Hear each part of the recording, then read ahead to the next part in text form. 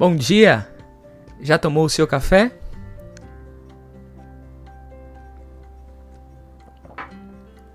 No Curta Palavra de hoje, eu quero convidar você a pensar nisso.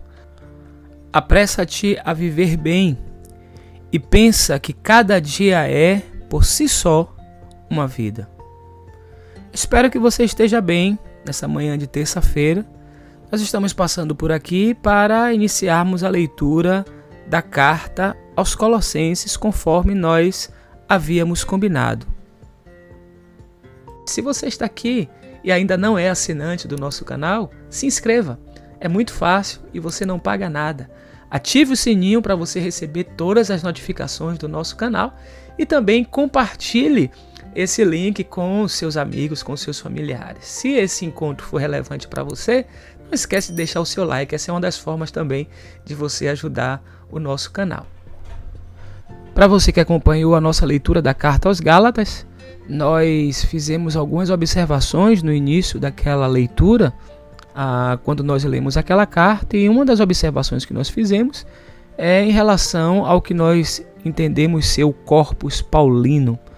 Esse corpus paulino, em um determinado momento, constou de 14 cartas, e com a supressão, após o entendimento de estudiosos de que a carta aos Hebreus não seria uma carta paulina, de 13 cartas. Mas entre essas 13 cartas, algumas cartas suscitam, por parte dos pesquisadores, dúvidas a respeito da sua autoria direta. E isso inclui a carta de Paulo aos Colossenses. Muitos estudiosos, por algumas razões, como por exemplo o estilo, a linguagem, a teologia e também a própria cristologia, ou seja, a maneira como Cristo, como Jesus aparece na carta aos Colossenses, faz com que essa carta de alguma forma se distancie da linguagem, do estilo e da teologia das cartas que são reconhecidas como cartas ortônimas de Paulo. Fato é que essa carta consta no cânon da tradição cristã desde o início. Nunca houve nenhum tipo de questionamento relevante quando das discussões da aceitação ou não de determinados textos do cânon do Novo Testamento. A carta aos Colossenses sempre esteve entre essas cartas, mas é importante que você saiba que ela é uma dessas cartas que, no ambiente da pesquisa em Bíblia, apesar da gente encontrar repetidas menções ao apóstolo Paulo no próprio corpo da carta, ela está entre aquelas cartas que não são identificadas como cartas diretas do apóstolo Paulo. Mas isso não influencia, isso não diminui a sua beleza, a sua autoridade e o reconhecimento por parte da igreja da sua inspiração e, de alguma forma, é o nosso reconhecimento e a nossa convicção também. Essa carta é uma carta riquíssima e, para um sem número de estudiosos que atribuem ao apóstolo Paulo a sua composição, localiza essa carta quando Paulo esteve preso em Éfeso, em Cesareia ou Roma. São prováveis locais onde Paulo teria escrito esta carta. E se for atribuída a Paulo a autoria, nós encontramos alguns estudiosos que situam a sua redação entre 56 e 58 depois de Cristo, ou ainda entre 58 e 60 depois de Cristo. Para os estudiosos que entendem que há um material paulino nessa carta, mas não uma autoria direta de Paulo, nesse caso essa carta estaria localizada no início do século II, ali aproximadamente 90 depois de Cristo. Então, são informações que podem te estimular a uma pesquisa mais aprofundada sobre esses detalhes importantes, mas eu repito, isso não retira do texto a sua beleza, isso não retira do texto a sua inspiração, não retira do texto a sua autoridade. A igreja em Colossos não foi fundada por Paulo e muito provavelmente, sendo Paulo o autor dessa carta, quando ele a escreveu, ele ainda não tinha ido a essa comunidade. A comunidade é fundada por um grande colaborador do apóstolo Paulo, que quando nós aqui no canal estudamos sobre a carta de Paulo aos Filipenses, o Epáfras, muito provavelmente é o fundador, alguém que era orientado por Paulo, que era mentoreado no seu ministério, nas suas ações pelo apóstolo Paulo. Então fica aqui o convite para lermos de hoje até a próxima sexta-feira essa carta aos Colossenses, por boa parte da tradição atribuída ao apóstolo Paulo. Mas uma carta cheia de vida, cheia do ensino apostólico e enriquecida com a graça do Eterno. Vamos ler juntos?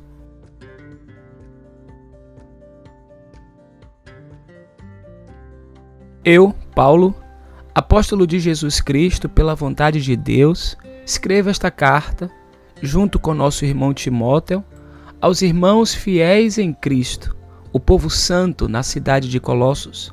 Que Deus, nosso Pai, lhes dê graça e paz.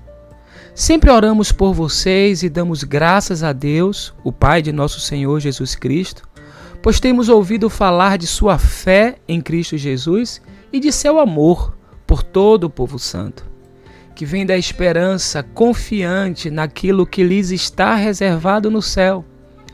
Vocês têm essa expectativa desde que ouviram pela primeira vez a verdade das boas novas. Agora, as mesmas boas novas que chegaram até vocês estão se propagando pelo mundo todo. Elas têm crescido e dado frutos em toda parte, como ocorre entre vocês desde o dia em que ouviram e compreenderam a verdade sobre a graça de Deus. Vocês aprenderam as boas novas por meio de Epáfras, nosso amado colaborador. Ele é servo fiel de Cristo e nos tem ajudado em favor de vocês. Ele nos contou do amor que o Espírito lhes tem dado. Por isso, desde que ouvimos falar a seu respeito, não deixamos de orar por vocês. Pedimos a Deus que lhes conceda pleno conhecimento de sua vontade e também sabedoria e entendimento espiritual. Então vocês viverão de modo a sempre honrar e agradar ao Senhor, dando todo tipo de bom fruto e aprendendo a conhecer a Deus cada vez mais. Oramos também para que sejam fortalecidos com o poder glorioso de Deus, a fim de que tenham toda a perseverança e paciência de quem necessita, que sejam cheios de alegria e sempre deem graças ao Pai. Ele os capacitou para participarem da herança que pertence ao seu povo santo, aqueles que vivem na luz. Ele nos resgatou do poder das trevas e nos trouxe para o reino de seu Filho amado, que comprou nossa liberdade e perdoou nossos pecados. O Filho é a imagem do Deus invisível e é supremo sobre toda a criação, pois por meio dele todas as coisas foram criadas, tanto nos céus como na terra. Todas as coisas que podemos ver e as que não podemos, como os tronos, reinos, governantes e as autoridades do mundo invisível, tudo foi criado por meio dele e para ele. Ele existia antes de todas as coisas e mantém tudo em harmonia. Ele é a cabeça do corpo, que é a igreja. Ele é o princípio supremo sobre os que ressuscitam dos mortos. Portanto, ele é primeiro em tudo. Pois foi do agrado do Pai que toda a plenitude habitasse no Filho. E por meio dele, o Pai reconciliou consigo todas as coisas. Por meio do sangue do Filho na cruz, o Pai fez as pazes com todas as coisas, tanto nos céus como na terra. Isso inclui vocês, que antes estavam longe de Deus, eram seus inimigos, dele separados por seus maus pensamentos e ações. Agora, porém, ele os reconciliou consigo por meio da morte do Filho no corpo físico. Como resultado, vocês podem se apresentar diante dele santos, sem culpa e livres de qualquer acusação. É preciso, porém, que continuem a crer nessa verdade e nela permaneçam firmes. Não se afastem da esperança que receberam quando ouviram as boas novas, que foram anunciadas em todo o mundo, e que eu, Paulo, fui designado servo para proclamar.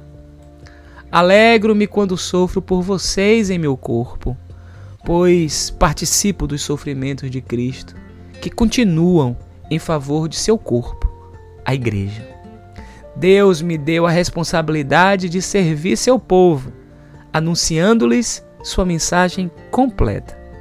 Essa mensagem foi mantida em segredo por séculos e gerações, mas agora foi revelada ao seu povo santo, pois Deus queria que eles soubessem que as riquezas gloriosas desse segredo também são para vocês, os gentios. E o segredo é este: Cristo está em vocês, o que lhes dá a confiante esperança de participar de sua glória. Portanto, proclamamos a Cristo, advertindo a todos e ensinando a cada um com toda a sabedoria, para apresentá-los maduros em Cristo. Por isso trabalho e luto com tanto esforço, na dependência de seu poder que atua em mim. Amém.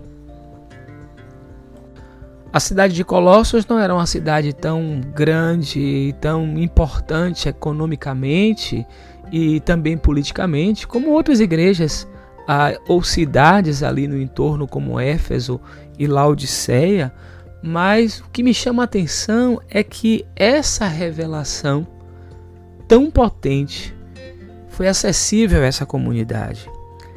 Nessa cidade onde essa igreja estava localizada, era possível ver homens e mulheres que viviam, que aprenderam como Deus trabalha e que também aprenderam a como fazer o trabalho de Deus.